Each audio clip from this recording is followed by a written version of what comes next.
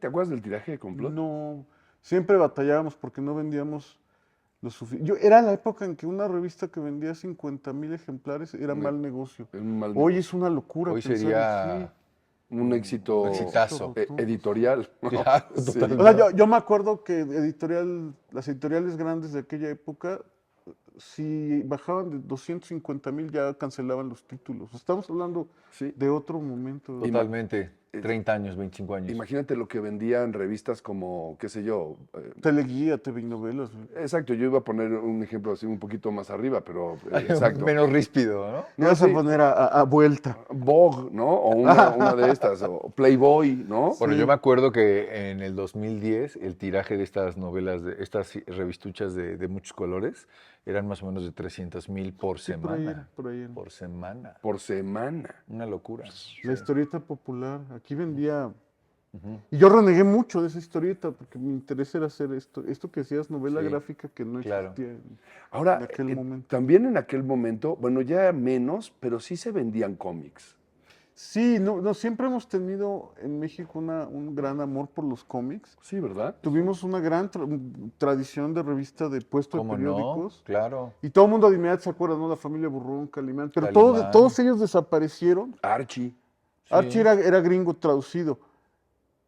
Pero ahora tú vas a los puestos y nada más ves mangas japoneses y superhéroes, y lo cual me Claro. parece ya no hay historieta mexicana, que bien que mal, pues definía también identidad nacional. Claro, se perdió la Era un poco- identidad. sí, entonces bueno, ahora ese espacio pues lo intentamos recuperar desde las librerías, en otro formato editorial, con esto de... Háblanos formato- un poquito de cómo llegaste a eso. Pues bueno, yo siempre quise hacer cómics, no, en aquel momento, si tú llegabas, tú querías dibujar historieta autoral, que era lo que a mí me interesaba, no había espacios, o sea, había la historieta popular, el libro vaquero, los sensacionales. Que te son dice- sensacionales, by the way. Sí lo era. Y Sensacional. o publicaban en formato de libro, había 3 o 4, o sea, eran Kino, Charlie Schulz y Rius, que sí siempre fue un éxito y un poquito después Gis y Trino, no había mucho más. Entonces, en medio no había nada, y entonces yo empecé en la autopublicación, haciendo fanzines punk, con otros amigos que también querían, estudiaban diseño porque les interesaban los cómics, y por ahí empecé con la autopublicación. Después, al poco tiempo, empecé a hacer un fanzine de cuentos de ciencia ficción, terror y policíaco. Lo hacíamos con José Lo Rangel y Pepe Rojo, José Sí. Lo Tacubo, Sí. que se llamaba Sub, Sí, de claro. subgéneros. Entonces empecé yo en la autopublicación punk, y era de ir al chopo de mano en mano vendiendo Era muy divertido, muy mal negocio, pero es que no había la estructura. O sea, yo me acuerdo que algún día le dije, bueno, Pero es que nunca va a ser un buen negocio. Dilo. no tendría por qué no serlo, pienso. Claro, pero no hay esta avidez que existe actualmente, tú lo decías por manga y por ciencia ficción, ¿no? Sí. Entonces, eso no hay posibilidad de acercarte a esta historieta que de alguna manera dan identidad, nos medio dibujan de forma divertida a todos los habitantes del planeta. Y creo que eso se ha perdido, no hay necesidad. Pareciera que el día de hoy leerte no es interesante. Pienso ahí a eso que dices, que esta gran escena de historieta que hubo en México eran como los dinosaurios del Cretácico, Ajá. con esos animales maravillosos, y que vino un cataclismo, desaparecieron, Pues, pero no del todo, se evolucionaron en las aves, que no son tan espectaculares, pero son las hijas de los dinosaurios, evolutivamente. Y esas aves ahora están en las librerías, que es otra dinámica, desde luego otros alcances, no los alcances masivos de la historieta, pero me parece un frente muy interesante. y hacerlo de forma digital. de tal Bueno, suerte- no, la historieta. Bueno, tú dices los webcomics y eso. No, hace muchos años que hay una y, dinámica y- de... y en tu caso, Yo no le entré porque soy de otra... Yo sí soy de la generación de los impresos. del papel. O sea, me tocó como esta transición, y mi decisión fue quedarme como en el papel Órale. por una cosa como de necedad. Porque yo, bueno, era de una familia de lectores. De añoranza.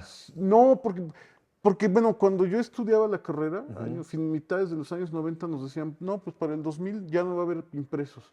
Y bueno, pues vean alrededor de nosotros. O sea, el libro no desapareció. La Ni industria del desaparecerá, libro, yo ¿no? espero que no. Yo creo que no, o sea, pues, era Humberto Eco que decía, el libro es la tecnología perfecta, no se le acaba la pila, es portátil, no desaparece, es fácil de almacenar. Podría o sea, ser Eco el que lo dijera. sí, sin creo que duda fue alguna. Eco.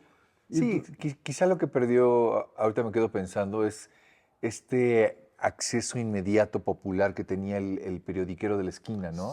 El sí, cómic, y que tenía cero pretensión. Es decir, hoy día, lo hablábamos hace rato, eh, ya tiene como un sesgo de pseudo interés intelectual. El simple hecho de entrar a una librería, que me parece una tontería, ¿no? Sí. Pero el mexicano, como lo somos muchos aquí de a pie, pues íbamos al puesto de periódicos y pues, jalabas tu familia burrón y ¿cuánto es? 2 pesos. Y no solo eso, sino también las historietas, o sea, las historias, ¿no? Por ejemplo, yo me acuerdo de niño leer todo Asterix y Obelix, ¿no? O Tintín, que son historias, te digo, finalmente es un libro. Yo leí todo Mafalda, y me acuerdo. ¿De acuerdo? bueno, pues esa es la escuela a la que me interesa, como, o en esa fila es creo que donde nos interesa formarnos a los novelistas gráficos en México, donde después de leer Mafalda digas, bueno, ¿qué sigo? Y en esta dinámica de autor y no de maquilador, o sea, es que el problema con ellos, con los autores de historieta popular, es que eran como artesanos menores, que incluso a ellos mismos les avergonzaba un poco hacer historia, era muy mal vista. A mí me interesa, bueno, es que el asunto es que empecé también de hecho primero publiqué narrativa, prosa, justo porque no había espacio para la novela gráfica en las librerías. Te sacrificaste. No, fue una cosa muy curiosa. Me voy a sacrificar. Yo- Pues, está bien, voy a publicar esto. no, también tiene. Míseros lectores, ahí les va.